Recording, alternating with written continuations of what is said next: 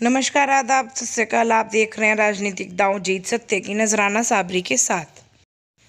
Journalist union of India ने किया आज होली सम्मेलन का प्रोग्राम, जिस सम्मेलन में जिला सूचना अधिकारी दिलीप गुप्ता जी भी रहे मौजूद। आइए दिखाते हैं आपको पूरी वीडियो।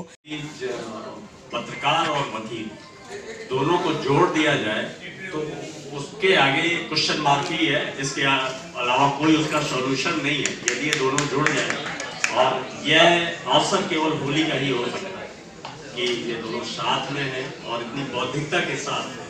आज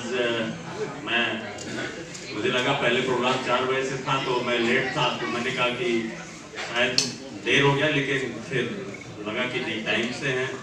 और आज इस इतने बढ़िया कार्यक्रम संचालित कर, लोगों ने कहा कि धर्म अलग हो सकते हैं, जातियां अलग हो सकती हैं, संस्कृति अलग नहीं हो सकती, संस्कृति एक है। और संस्कृति आप कभी व्यवहारिक रूप से देखिएगा कि आपका पड़ोसी, चाहे वो किसी भी धर्म का, और आपके मित्र, कई बार ऐसा होता है आपको धर्म और जाति से मतलब नहीं होता, आप कभी जो भावनात्मकता से जुड़े होते हैं। और संस्कृति का ही पाठ त्योहार कभी इन चीजों में विभाजित नहीं कर सकता। दुनिया की कोई शख्सियत कुछ भी कर ले, लेकिन मुझे नहीं लगता है कि व्यक्ति महत्वपूर्ण होता है, धर्म जाति ये कभी महत्वपूर्ण नहीं रहता है। और खासकर जब बौद्धिक लोगों के बीच की वार्ता होती है, और मुझे खुशी है कि मैं अपने ऐसे परिवार के बीच में हूँ। मेरा एक परिवार इस सेंस में कि जहाँ पे एक उम्र के बाद केवल वैचारिक लोगों की प्रमुखता होती है।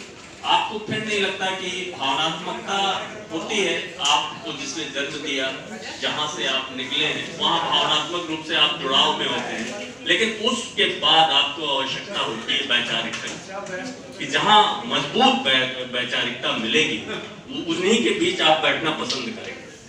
तो ये मेरा परिवार है, और पत्रकार तो जन्मजात बुद्धिजीवी है। इसको मैं क्या, इस सृष्टि की हर रचना ये मानती है, वो निर्विवादित तौर पे उससे विद्वान व्यक्ति कोई नहीं होता।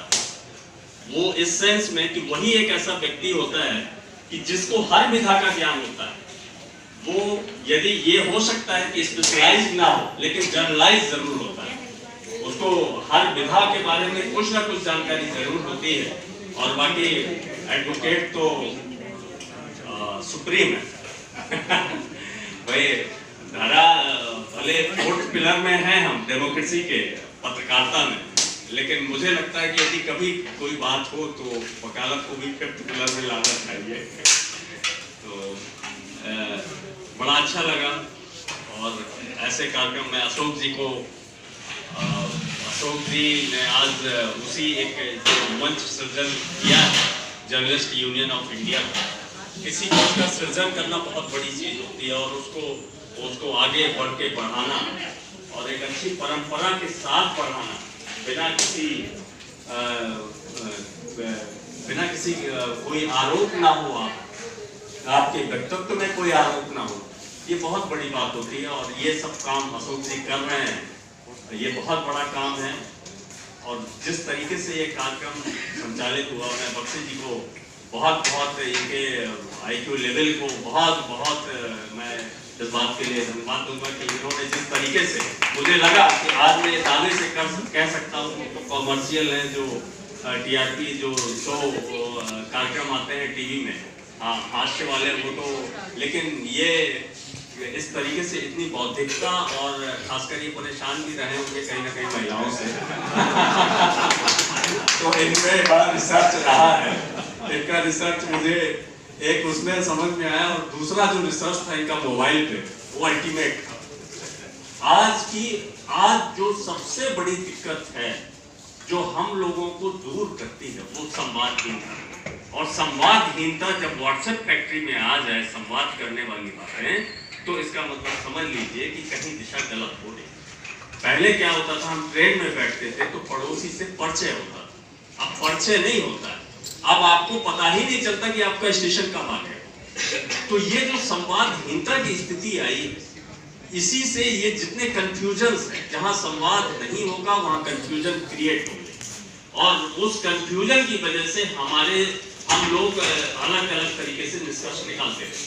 तो मुझे लगता है कि कभी भी इस बात के लिए हमेशा स्वीकार करिए, हालांकि हम लोग कहते हैं लेकिन मजबूरी भी है मोबाइल, लेकिन फिर भी जितना फल है, आज लड़का यदि घर जाता है वो 15 मिनट से ज्यादा अपने गार्जियन से बात नहीं करता है, मेरा एक दावा है, और 15 मिनट के बाद उसका मोबाइल ऑन हो जाता है, और इसके बाद 4 दिन वो रुकता है, 4 दिन उसका मोबाइल ऑन होता है, और आते वक्त वो बैग पढ़ के और चल देता है। तो गार्जियन को पता ही नहीं रहती कि समस्या कहाँ है, क्योंकि उसने तो जिक्र ही नहीं किया।